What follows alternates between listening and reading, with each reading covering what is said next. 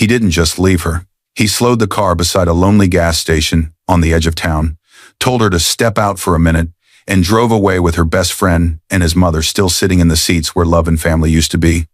That afternoon, Elena Marin, 7 months pregnant, tired, and trying to pretend everything was fine, thought they were going for a short drive to clear their minds and maybe talk things through.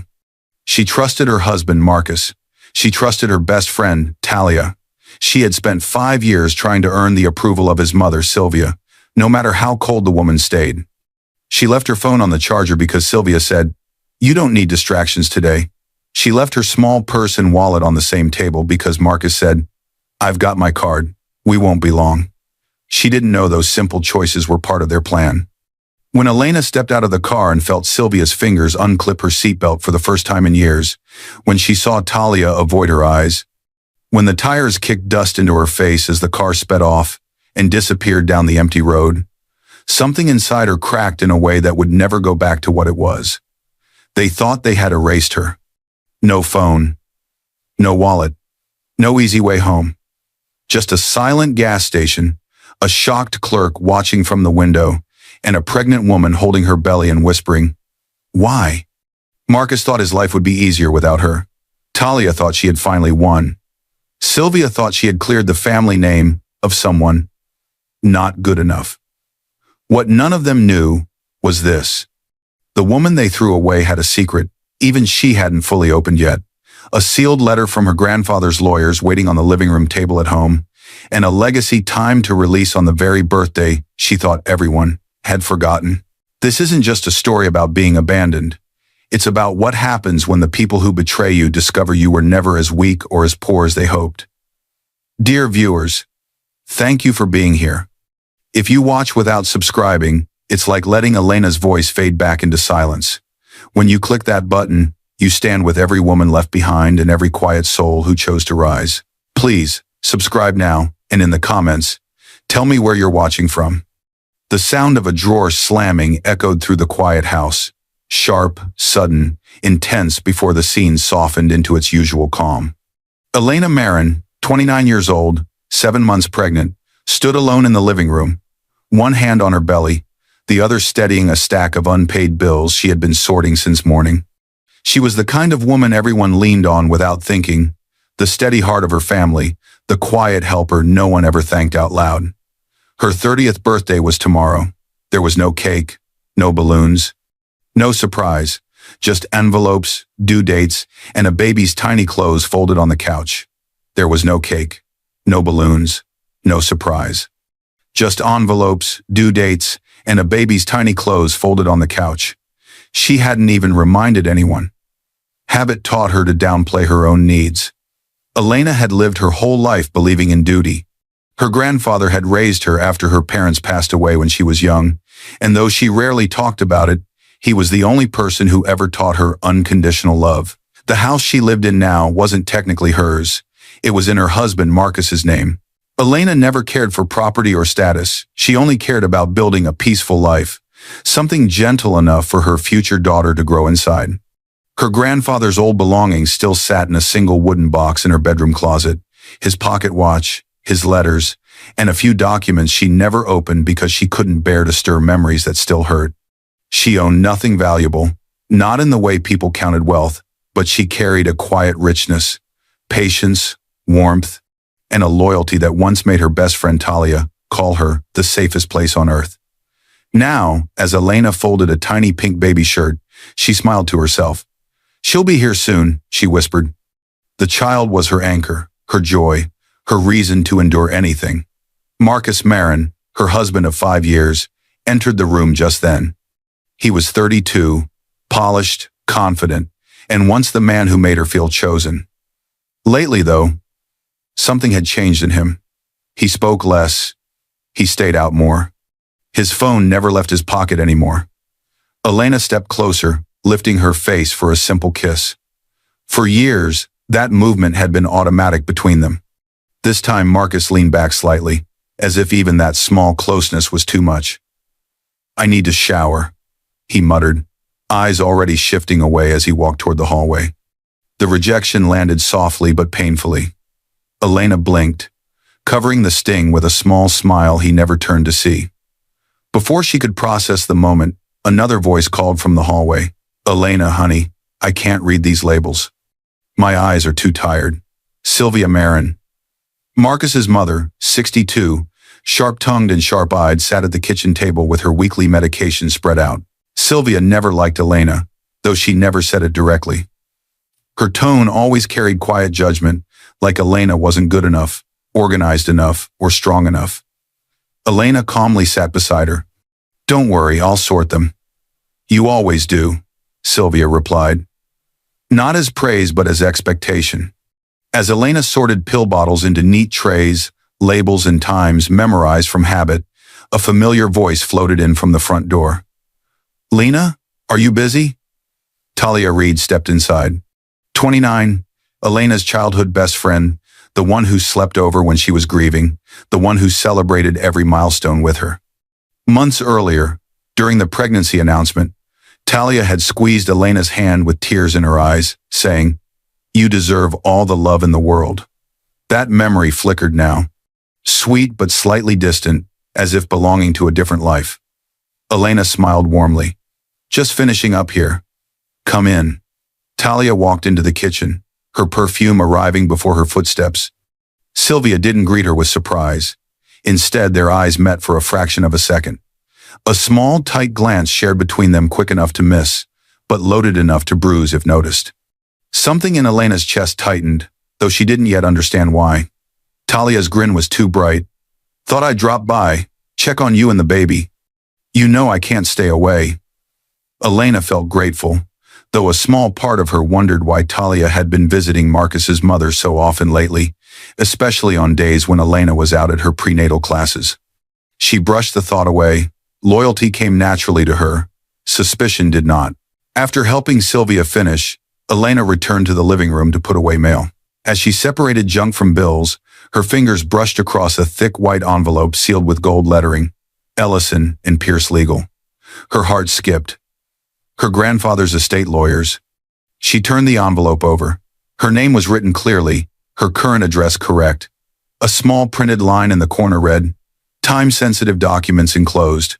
Elena didn't open it. She believed, as always, that it was about property taxes or leftover paperwork she didn't have the energy to face. Birthdays, lawyers, money, it all felt heavy. He was gone. No envelope could bring him back. "Not today," she whispered, sliding it beneath the stack of bills on the small living room table. But as she turned away, the camera would have caught the slightest tremble in her hand. Before Betrayal, Elena's world looked simple from the outside. What people didn't see was the weight she carried for everyone else. Then, just as Elena reached for another baby outfit, Marcus's voice echoed sharply down the hallway. "Elena, we need to talk. Now." The demand sliced through the air, cold and urgent. Elena froze mid-step, unaware that this conversation would be the first crack in the ground beneath her feet, and buried under one ignored envelope, waited the truth that would outlive every lie around her. Later that afternoon, the sound hit her like a slap, whispers, hurried and urgent, coming from behind Marcus's closed office door. Elena froze at the top of the stairs, a basket of warm laundry in her arms, her heart hammering against her ribs. She wasn't trying to eavesdrop. She had simply walked past at the wrong moment, or maybe the right one. Marcus's voice was low, tight. "You need to stop coming here so often." She's starting to notice. Talia's voice answered, softer, but unmistakably, her best friend's. "She won't suspect anything. Elena trusts me more than anyone." The words sliced through the quiet hallway. And then silence. Elena stood perfectly still, afraid even her breathing would expose her. She tried to convince herself they were talking about something innocent, something harmless. Maybe they meant Sylvia noticing. Maybe they meant the neighbors. But nothing about their tone sounded harmless. The scene slowed as she stepped back from the door, her mind spinning. Warm laundry pressed against her belly as if grounding her. She whispered to her unborn daughter, "It's okay. Mama's here." But even her own voice felt unsteady. Elena didn't want to believe anything was wrong, but patterns don't lie. She carried the laundry to the bedroom, her thoughts heavy. She remembered a time years ago when Talia had wrapped an arm around her after a heartbreak and said, "If anyone ever hurts you, I'll fight them first." Back then, Elena believed it with her whole soul. But lately, things felt different. Marcus came home smelling like cologne she didn't own. Talia arrived unannounced more often than before. Sylvia watched Elena with eyes that seemed to evaluate instead of care.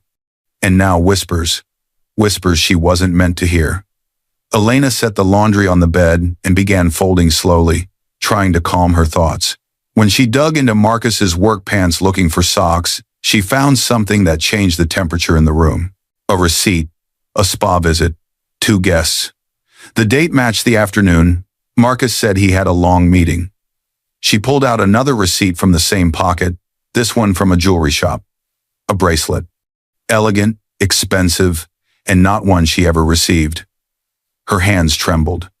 She sat down on the edge of the bed, her breath catching. Maybe there was an explanation.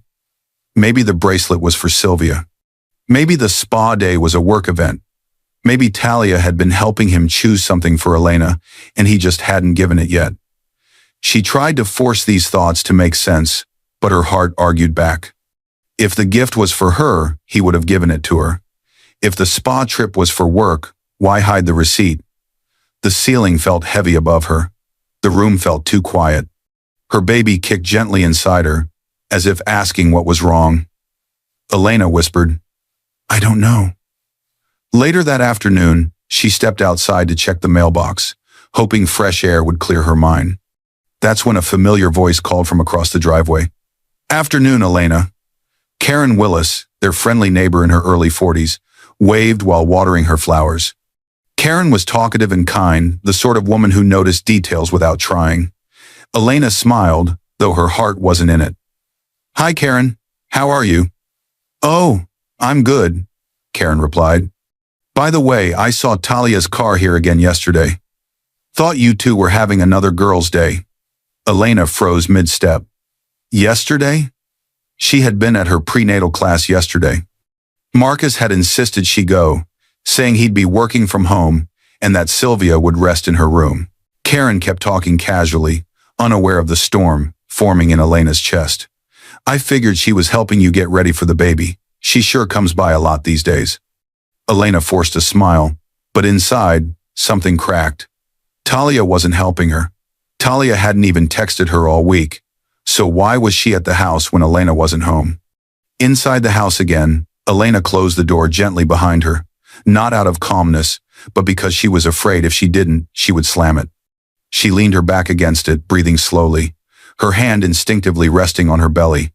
Her mind replayed everything.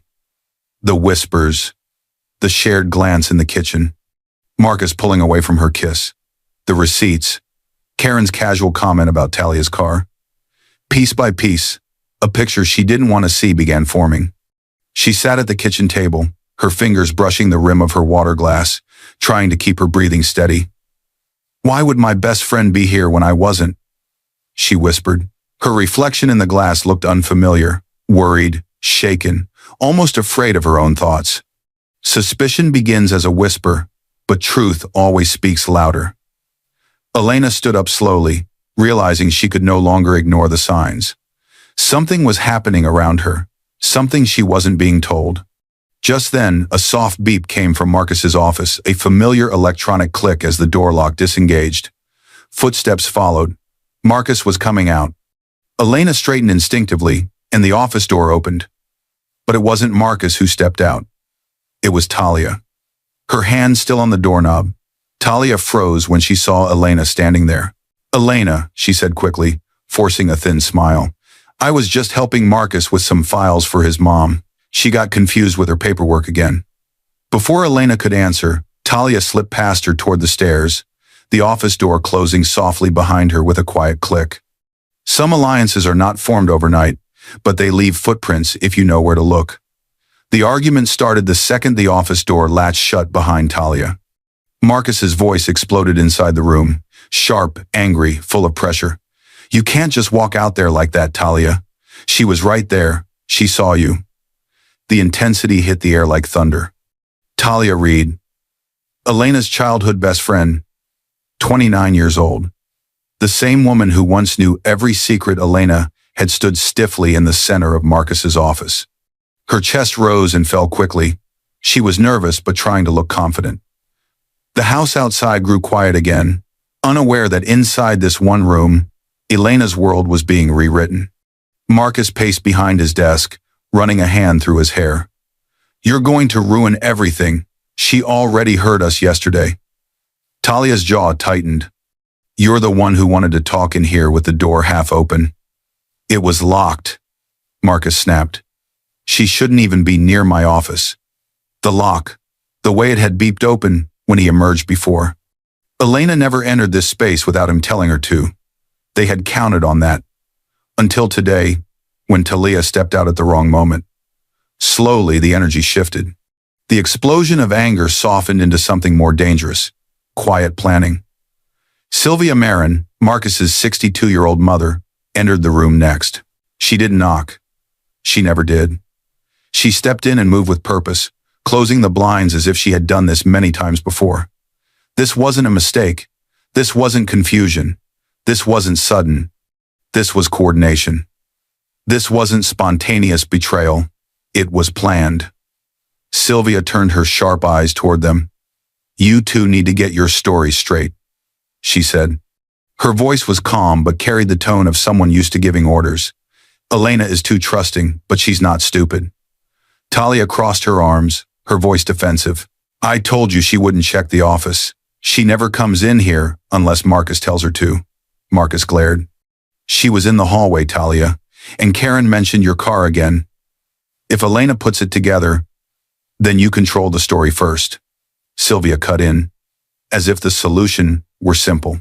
"Make her feel guilty. Make it her fault." "You've done it before." Marcus looked down, jaw clenching. He had done it before. Every time Elena raised a concern, he'd turned it into an overreaction, a misunderstanding, pregnancy hormones. Sylvia walked behind his chair and rested a hand on his shoulder. "You've let this go on too long, Marcus. She was never right for you. Her background, her lack of ambition. She drags you down." She spoke as if Elena wasn't the woman who cooked meals, handled bills, cared for Sylvia's health, and tried endlessly to please her. Talia's eyes flickered with something between guilt and agreement. "She's comfortable," Talia said quietly. "Too comfortable." "You said it yourself." Marcus exhaled shakily. I feel trapped, Mom. Elena doesn't understand me anymore. She's focused on the baby, on routine, on everything except us." Talia stepped closer, her voice softer but laced with confidence.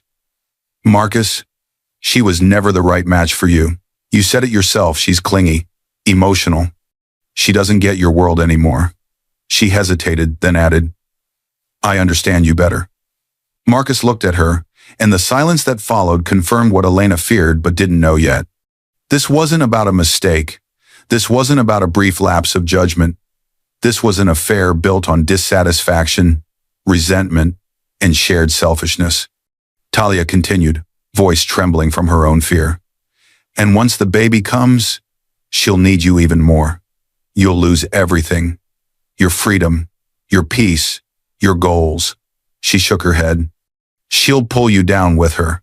Her words settled into the air like poison. Marcus nodded slowly, as if agreeing with a story they had already told themselves too many times. Sylvia watched them both, satisfied. She had wanted Elena out for years, and now she finally had leverage. She leaned back in Marcus's office chair, folding her hands. "Well," Sylvia said quietly, "we have a plan. And tomorrow, everything changes." Marcus stiffened. "Already? Tomorrow?" "Yes," Sylvia said. She spoke with the cool certainty of someone who believed she was right. "You take her for a drive. Somewhere quiet. Somewhere she can't just walk home from. You know the old gas station on Highway 12? She paused, letting the idea settle. "You pull in. Tell her to step out and stretch. We drive away." Talia swallowed. "That's extreme." "So is a divorce with property division and child support," Sylvia replied. "You want a clean slate? This is how you get it. She has no car, no family here, no one but us. Marcus was silent for a long moment. Then he nodded. This was betrayal carved in stone. This was their alliance. This was the moment Elena's fate was sealed. And Elena had no idea the people she loved were preparing to discard her. Outside the office door, light footsteps creaked on the stairs, hesitant, familiar. Elena. She paused just beyond the door, one hand on the railing, closer than any of them realized. The closer the truth comes to the surface, the faster betrayal prepares to strike. The next morning, the morning they had chosen, began with a jolt. Marcus slammed the bedroom door loud enough to shake the frame. "Elena, get ready," he said sharply. "We're going for a drive. We need to clear our minds." The intensity in his voice hit her like cold water. He rarely woke her that abruptly.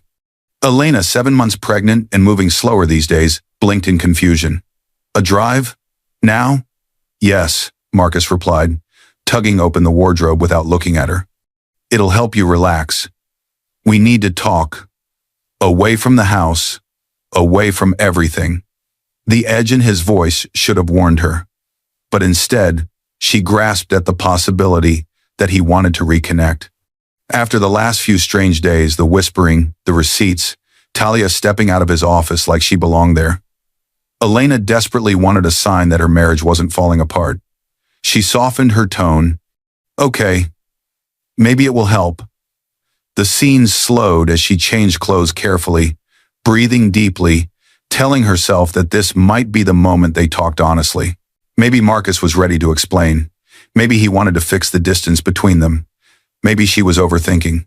She touched her belly. "Maybe this will be good for us," she whispered to her unborn daughter, wanting the words to be true. When she stepped into the living room, Talia was already standing near the door, bright smile plastered on her face. Talia, her best friend, the woman she trusted, looked completely at ease, as if early morning surprise drives were normal. "Talia?" Elena asked softly. "You're coming too?" Talia nodded, brushing imaginary dust off her jacket. "Of course," Marcus said. "You've been stressed. I thought I'd tag along, keep you company. Make sure you're comfortable." Her tone was cheerful, but her eyes darted quickly toward Marcus, as if checking for approval. Elena tried to ignore the rush of nervousness moving through her. "Thanks," she said quietly. "That's thoughtful." Just as they headed for the door, Sylvia appeared from the hallway. Sylvia always seemed to show up when Elena least expected it. Today, she wore a smile that didn't reach her eyes. "Sweetheart," Sylvia said sweetly, "leave your phone here. Let it charge. You don't need distractions today. Just relax and enjoy the drive." This was out of character. Sylvia never reminded her to rest. She never suggested Elena switch off. She barely cared if Elena sat down during the day. A quiet alarm rang in Elena's mind. "I'll just put it in my bag," Elena began. Marcus cut in quickly. "No, leave the bag too. We're not going far, and I've got my wallet. You don't need to carry extra weight in your condition." His words sounded caring on the surface, but something colder hid underneath. Logic formed in her mind. He didn't want her to call anyone, didn't want her to check messages, didn't want her to reach out if something felt wrong. Her fingers hovered over her phone and small purse on the side table before she reluctantly set them both down. "All right, if that's what you want." As they walked to the car, hope is the softest place to hide a knife. The car ride began quietly, too quietly. Elena sat in the passenger seat, watching trees pass by, trying to ignore the tension. Sylvia sat behind her. Talia sat behind Marcus. For a short, hopeful moment, Elena let herself imagine this was a family trying to heal. Marcus gripped the wheel in silence, jaw tight, eyes fixed ahead. She tried to start a conversation. "Marcus, is everything okay between us?" "Later," he answered. That one word made her heart sink. The silence that followed was heavy enough to make her chest ache. Elena turned her face toward the window, clinging to hope even as it crumbled inside her. After about 20 minutes, something strange happened. Marcus took a sharp turn off the main road, a turn he had never taken before. Not on any trip, not on any drive. It wasn't the way to the beach. It wasn't the way to the park. It wasn't the way to any place they usually went. Elena's breath caught. Marcus, this isn't the right direction. He didn't answer. Another turn. This one, harsher. Her heartbeat thudded in her ears. Talia leaned forward from the back seat, her voice forced and slightly shaky. Everything's fine, Lena. Just trust us. Trust. A word that suddenly felt empty. Elena's hands slowly moved to her stomach, as if instinctively protecting her child. Up ahead, she saw a small, isolated gas station in the distance. Marcus was driving straight toward it with a determined expression she had never seen before. And deep inside, something cold whispered, "This isn't a drive to clear your mind. Some moments don't break a life. They split it in two." Marcus slammed on the brakes so hard, the car jerked forward, throwing Elena against her seatbelt. The sudden stop hit her body with violent force. Her breath caught, her hands flew to her stomach, and for a moment, the shock froze every muscle in her body. "Marcus," she gasped. "What are you doing?" The car sat in front of an empty, quiet gas station, no other cars, no movement, only the dull hum of a flickering overhead light. The place felt wrong, eerie, chosen on purpose. Marcus didn't answer. The intensity of the moment was immediate, too sharp, too sudden, and Elena's mind scrambled to understand. Slowly, the scene softened into a chilling quiet. The engine hummed. Wind brushed against the windows. The emptiness around them felt like a warning. Elena turned her head toward Marcus, searching for his eyes, for reassurance, for anything familiar. But his face was cold stone. He finally spoke, but not with comfort. "Step out for a minute. Stretch your legs. You've been sitting too long." His tone was flat, practiced. Talia leaned forward from the back seat, her smile stretched too wide, too forced. "He's right, Lena. Come on, it's good for the baby. Just a minute." Her voice trembled slightly, not with fear, but with guilt she was trying to bury. Elena frowned. "Why here? This doesn't make sense." Sylvia, who rarely touched Elena, suddenly reached across and unbuckled her seatbelt with quick, sharp fingers. "Go on, dear," she said with a sugary smile. "Just step out for a moment. We'll grab some water and snacks." Everything happened too fast. Before Elena could protest, the car door swung open beside her, letting in a cold breeze that prickled her skin. Her heart pounded. Her baby shifted anxiously inside her belly. This wasn't right. This wasn't safe. This wasn't normal. Still, she stepped out slowly, one hand gripping the doorframe, the other wrapping protectively around her stomach. She trusted too much. She wanted too badly to believe she was overthinking. The gravel beneath her shoes felt unstable. The air felt heavier than before. It takes only 15 seconds to end a life someone worked years to build. Elena turned back toward the car, confused and scared. "Marcus? What's happening?" For one horrifying second, she thought he might get out and explain. Tell her she misunderstood. Tell her everything was fine. Tell her he loved her and this was all a bad joke. But he didn't move. He shifted the car into drive. Talia avoided Elena's eyes, staring straight ahead. Sylvia pressed her lips together, watching like someone waiting for a performance to end. And then, the car lurched forward. "Marcus!" Elena cried, stepping toward it instinctively, her hands reaching out. "Marcus, wait!" Her voice broke, cracking under the weight of disbelief. But the car accelerated. Dust kicked up behind the tires, gravel sprayed. The sound of the engine grew smaller and smaller. Within seconds, they were gone. Elena stood alone in the stillness, her breath trembling, her arms clinging to her stomach as if shielding the only remaining part of her world.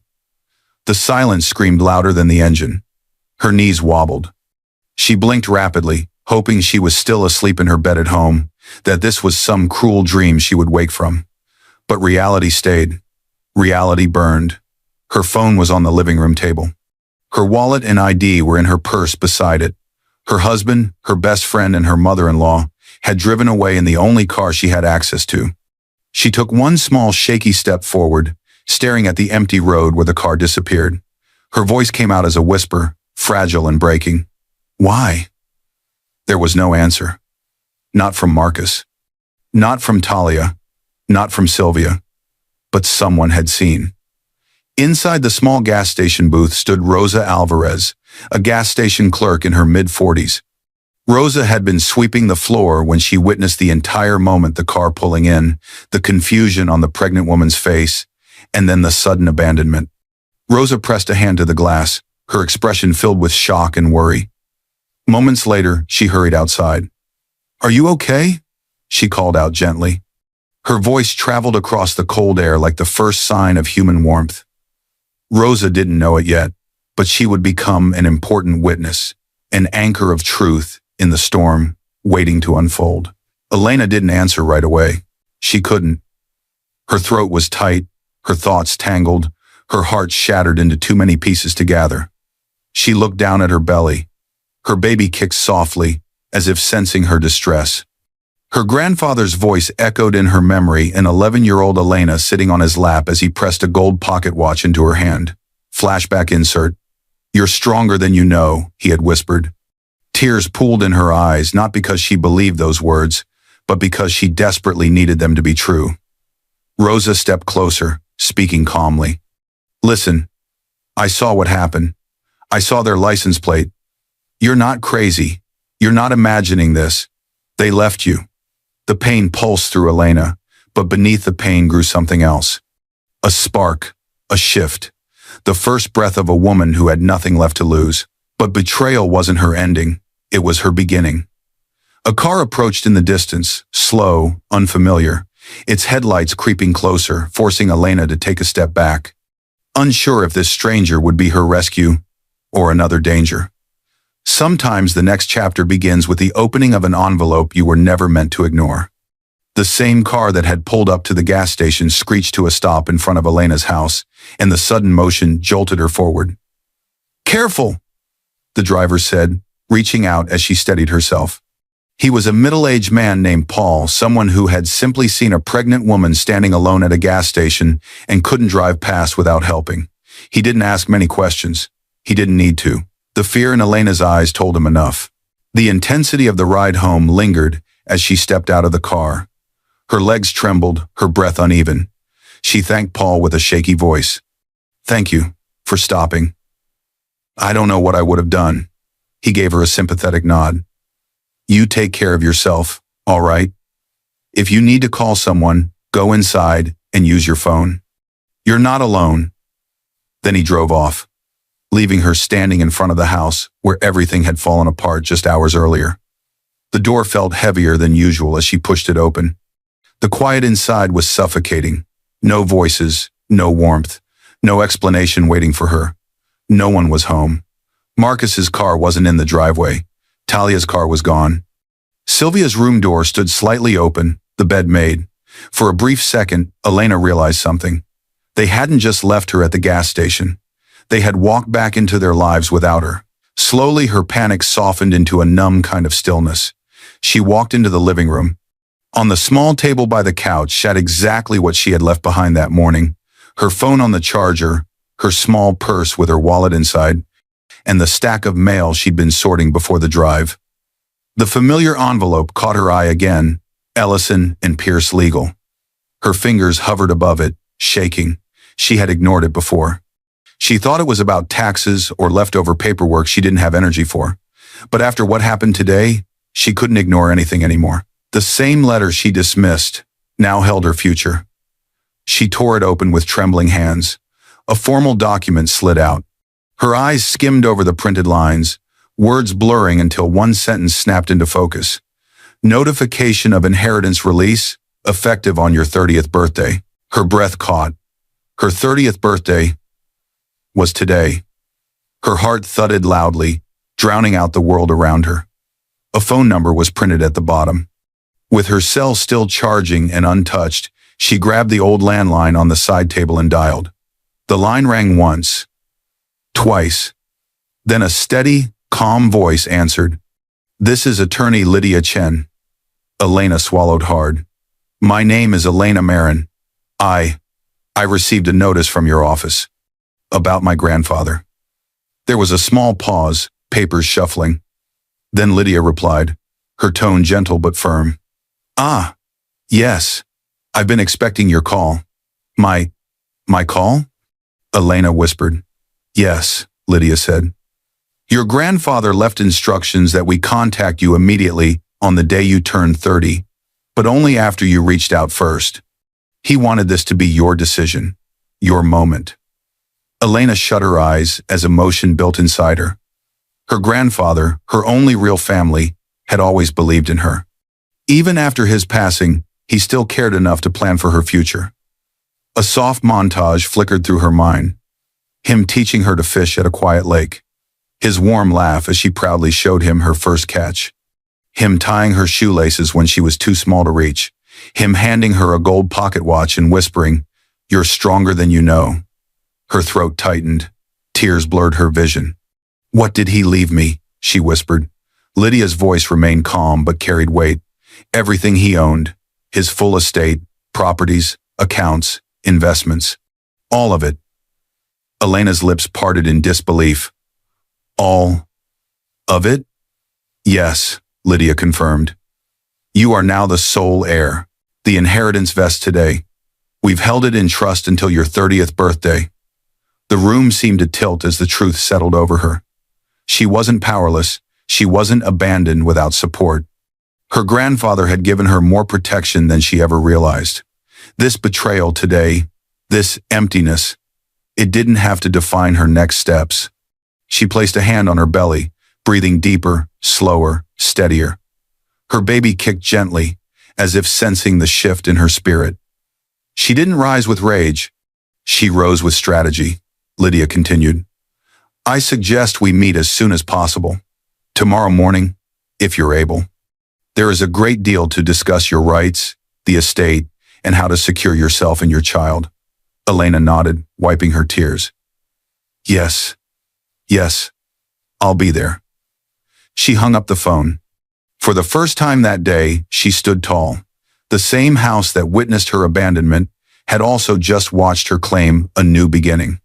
Her gaze drifted toward Marcus's office door, half open, dark, waiting. She felt something pull her forward, some quiet intuition telling her the truth in this house wasn't finished revealing itself. She stepped toward it. Behind closed doors, secrets don't stay quiet forever. Elena burst into Marcus's office with such force that the door slammed against the wall. The sound echoed through the house, sharp, angry, alive. For a moment she stood there trembling, expecting to find Marcus, expecting a confrontation, expecting answers. But the room was empty. The silence inside felt like a cruel reminder of everything she now knew. His chair was pushed back. Papers were stacked on the desk. A mug sat half-finished, a faint ring of coffee at the bottom. The light smell of Talia's perfume still lingered in the air. Her rage melted into something quieter, something clearer. She walked slowly around the room, breathing deeply, letting her eyes adjust to the space she had never really entered before. This was where he kept his secrets, his passwords, his files, his life. She didn't cry. She didn't crumble.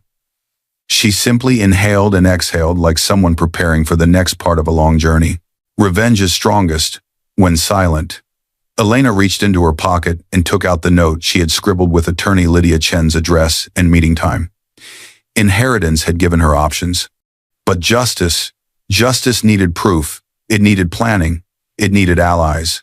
She looked at the computer on Marcus's desk, at the filing cabinet where he kept documents labeled personal, at the drawer that had always been locked. She didn't touch anything. Not yet. Instead, she stepped back and whispered to her daughter, "We will do this the right way." Days later, Elena sat inside a quiet office space across from two people who would become the pillars of her fight. Lydia Chen had kept her promise. At their first meeting, she listened to everything, how Elena was abandoned, the gas station, the car leaving, the years of quiet loyalty. Lydia had then referred her to two trusted professionals. Now those two sat across from Elena. Victor Hale, early 40s, private investigator, calm eyes and steady posture, introduced himself first. Mrs. Marin, I'm here to help you gather every piece of evidence. Nothing will be left unclear. Next was attorney Donovan Pierce, mid-30s, sharp-minded and direct. He worked in the same Ellison and Pierce network as Lydia, but specialized in family law. Elena, he said gently, you're not alone anymore. We'll handle this one step at a time. Elena nodded, fingers interlocked tightly on her lap. Her heart was still bruised, but her mind sharp now was awake. The security of her grandfather's inheritance had allowed her to sit here without worrying about the cost of help. Rosa Alvarez, the gas station clerk, sat beside her. Rosa had driven into town to give her statement. Her kindness that day had become something bigger now. A witness willing to stand for truth. Victor leaned forward, clicking a button on his small remote. A screen lit up on the wall.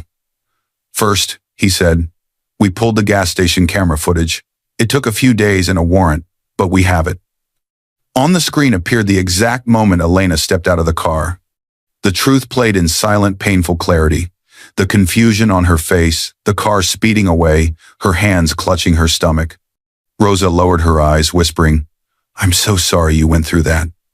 Elena swallowed hard but kept watching, letting the pain strengthen her instead of weaken her. Victor clicked again. Next, the GPS logs from Marcus's car, obtained through a subpoena. His car stopped at that station for exactly 45 seconds. The speed right after? Well above the limit. Elena's stomach twisted. He clicked again. Then we obtained the text messages between Marcus and Talia. Lines of betrayal filled the screen plans, excuses, whispers about getting rid of her before the baby complicates things, and references to Sylvia's support. Elena's eyes burned, but she stayed firm. Donovan wrote notes as Victor continued. We also traced financial transfers. Sylvia has been moving money from accounts tied to you payments you never approved. We compared signatures, several appear forged. The betrayal was bigger than Elena imagined. Not just emotional, not just personal, it was financial deception too. Everything you see here, Victor said, is admissible in court, and we will collect more. Donovan placed a contract in front of her. Elena, once we file this, the legal process starts. Divorce, custody, asset freeze, full exposure. Elena hesitated not from fear, but from the gravity of what this moment meant. She wasn't just surviving anymore, she was taking control. Slowly she signed her name. Her signature wasn't shaky, it was strong. Victor gave a small nod of respect. We've already started digging through Marcus's records. If there's anything else he's hiding, we'll find it. Rosa squeezed Elena's hand. You deserve better. I'll testify. I saw everything. Elena felt warmth in her chest, proof that kindness still existed somewhere in her world. Donovan leaned back, studying the piles of evidence. Elena, he said with a tone both calm and serious, this won't just win in court. This will ruin them. Elena closed her eyes for a moment and breathed, her baby kicking softly as if sensing her new strength.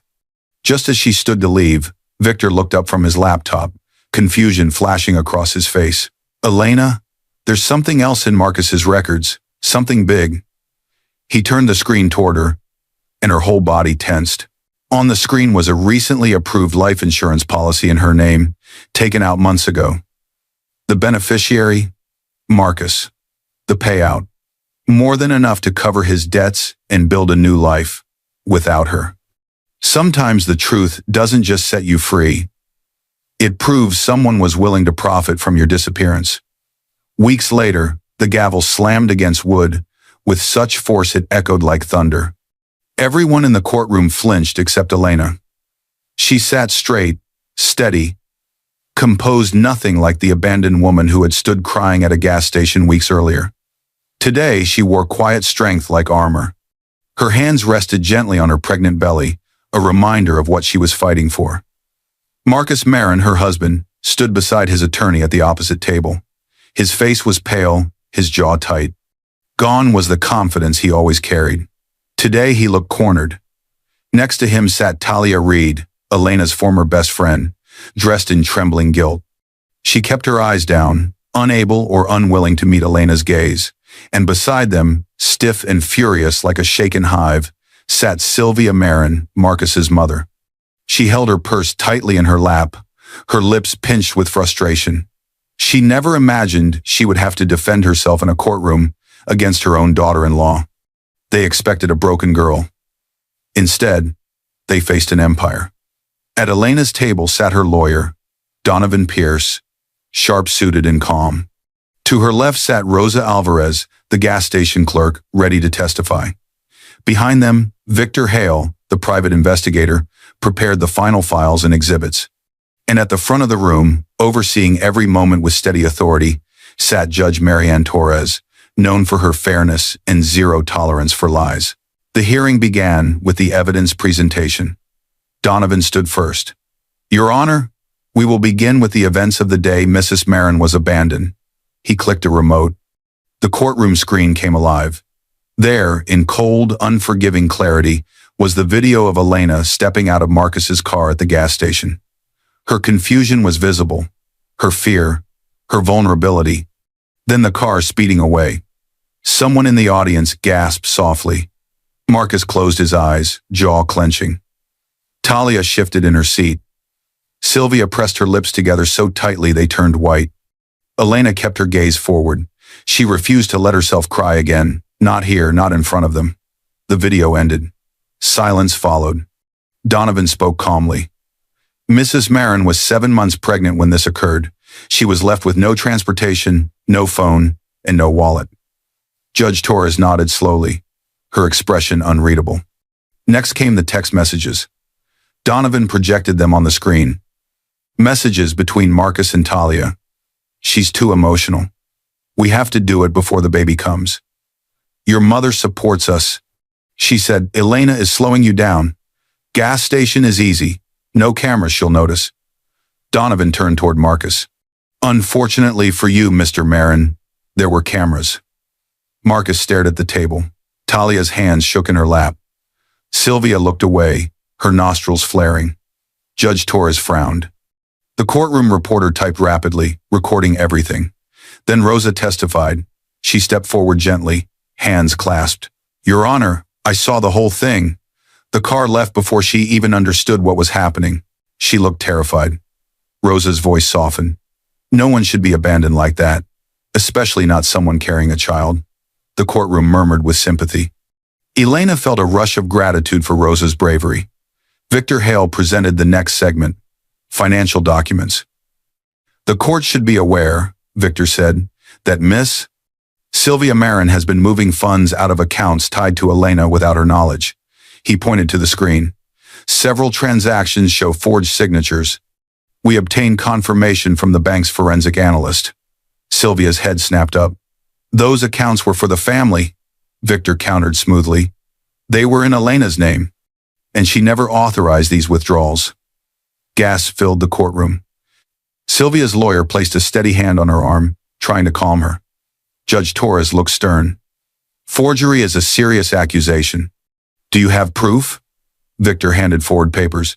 Yes. Signature comparisons, timestamps, and bank confirmations, Your Honor. Sylvia's confidence cracked into panic. Donovan nodded at Victor, then clicked to the next slide. And finally, Your Honor, we present the most disturbing document of all. On the screen appeared the life insurance policy Victor had discovered. A policy taken out in Mrs. Elena Marin's name, Donovan explained, with Mr. Marcus Marin as the sole beneficiary, applied for shortly before the planned abandonment. The coverage amount is substantial.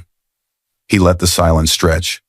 Combined with the deliberate act of leaving a pregnant woman at an isolated gas station, this raises serious concerns about intent and safety. Marcus's attorney shifted uncomfortably. Judge Torres's eyes hardened. Mr. Marin, did your wife know about this policy? Marcus hesitated. I didn't think it was important. Donovan's voice cut through his excuse. Not important, or not convenient to mention. The courtroom felt the shift.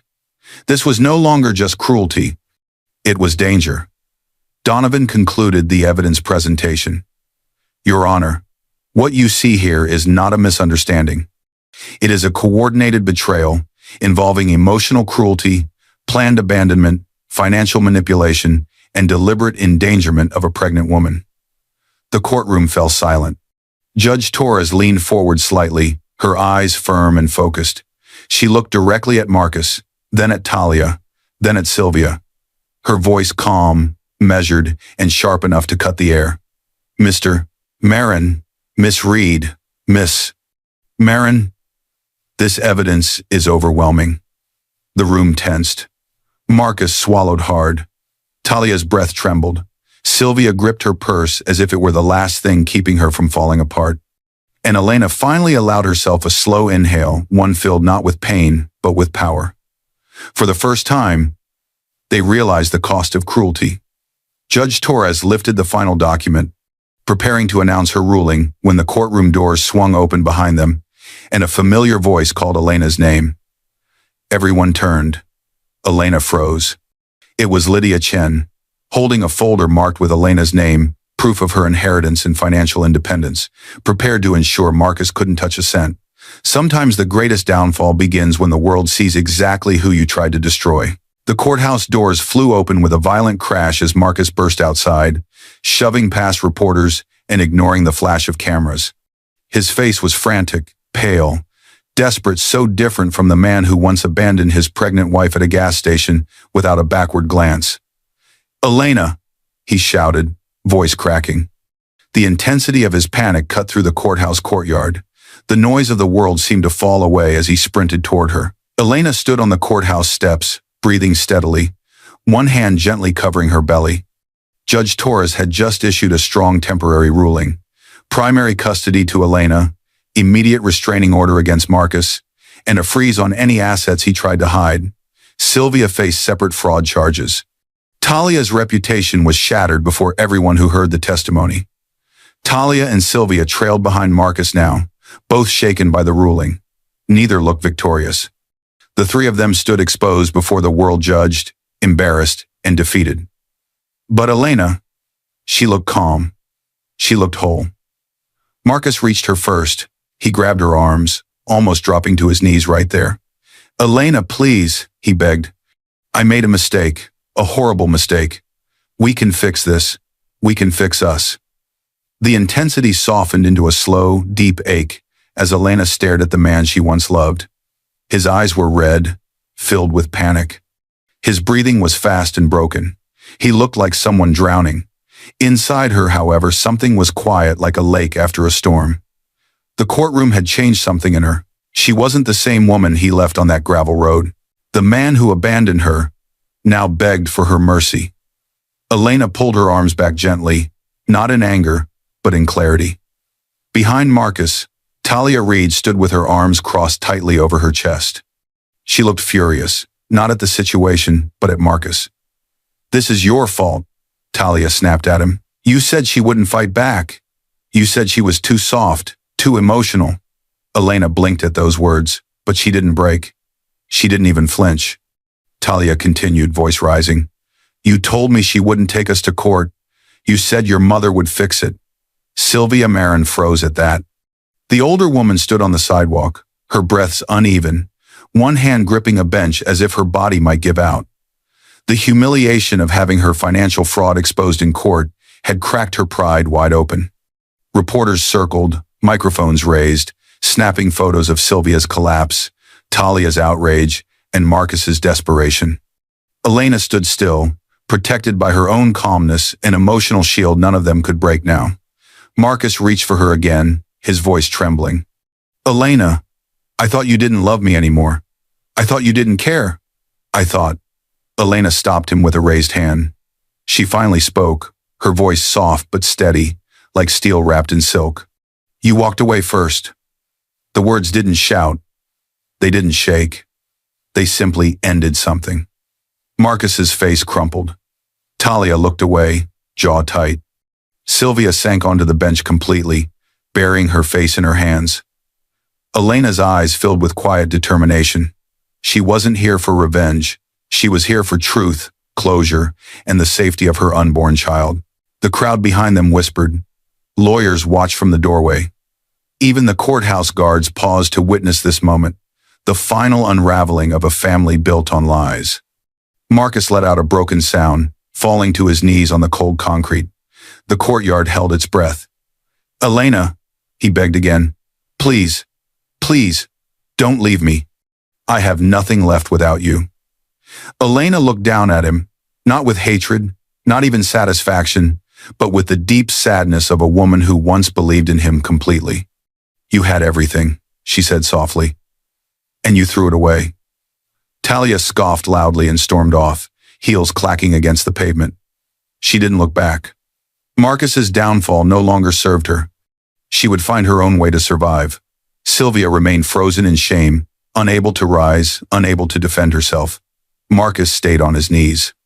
"Elena," he whispered, "I love you." Her heart tightened, not because she believed him, but because she finally understood something important. Love was never supposed to feel like begging for crumbs. She stepped back, lifting her chin. "Marcus, I don't need your love anymore." Silence followed, heavy, final. But Elena didn't need their suffering to feel whole. She turned away, ready to walk toward the future her grandfather had prepared for her. Away from courts, away from lies, away from the people who had tried to erase her. Just as Elena stepped down the final stair, a lawyer rushed out of the courthouse. "Mrs. Marin," he called breathlessly. There's something else you need to see. It was just filed, from Mr. Marin, and you need to read it immediately." Elena froze mid-step. Marcus's head jerked up in shock. Talia stopped walking away. Sylvia slowly lifted her tear-streaked face. The lawyer held out a document. "It's an emergency petition. He's asking the court to challenge your inheritance and claim joint control, arguing you're emotionally unstable and can't manage it alone." Elena's eyes narrowed, not in fear, but in tired disbelief. Of course he would make one last desperate move. Sometimes the final blow doesn't come from betrayal, but from the last act of someone who refuses to accept they've already lost. The newborn's cry broke through the quiet room like a sudden burst of life. Months had passed since the courthouse steps. Marcus's emergency petition had been denied. Judge Torres rejected his request to touch her inheritance or control her finances, citing the evidence of his abuse and abandonment. The divorce process was underway. Protective orders remained in place. Elena had not seen him since. Now Elena clutched her daughter close to her chest, breath trembling not from fear, but from the overwhelming realization that she had reached the end of a storm and stepped into the beginning of a new world. The intensity of the moment washed over her, strong enough to make her knees weak. She stood inside her grandfather's restored estate, a large, peaceful home filled with sunlight and warm wooden floors. Renovations had finished only weeks before the birth. Fresh paint, open windows, a nursery made with care. Everything here felt like safety, like healing. The child in her arms cried again, softer this time. Elena rocked gently, whispering, "It's okay. Mama's here. You're home now." Her voice calmed the baby instantly. Slowly, the intensity faded into a soft, reflective, quiet. Elena walked to the window, looking out at the long driveway lined with tall trees her grandfather planted years before she was born. She felt him everywhere here, in the walls, in the land, in the way sunlight filtered through the leaves, exactly the way it had during her childhood. She wasn't saved by money. She was saved by the truth that she was worth more than the people who failed her. Behind her, footsteps approached. Attorney Lydia Chen, dressed in her usual calm professionalism, stepped into the nursery doorway. "She's beautiful," she said softly. "Your grandfather would have loved her." Elena smiled. "I hope she grows up with his strength." "She already has yours," Lydia replied. They shared a quiet moment, both knowing the journey that had brought Elena here. Betrayal, abandonment, court battles, a desperate last petition, unexpected inheritance, and now a child who represented everything pure and new. Lydia handed her a set of final documents. "These close the last of the estate transfers. Everything is officially yours now. The house, the land, the investments. You and your daughter are secure. And with the court's orders, Marcus has no claim to any of it." Elena thanked her, though gratitude felt small compared to the relief she felt inside. She no longer carried fear, no longer carried doubt, no longer carried the weight of people who never valued her. She pressed her lips gently against her daughter's forehead. "Baby girl," she whispered, "we're free." She stepped into the living room, sunlight warming her skin. Everything here felt like a promise, a life built on truth, strength, and self-worth. A life where no one could abandon her again. Her daughter's tiny hand reached up suddenly, gripping Elena's finger with surprising strength. Elena smiled, eyes soft with pride. Sometimes, being abandoned is how you discover where you truly belong. The camera slowly zoomed in on the baby's tiny fingers curled around Elena's, the symbol of a new beginning shaped not by betrayal, but by resilience.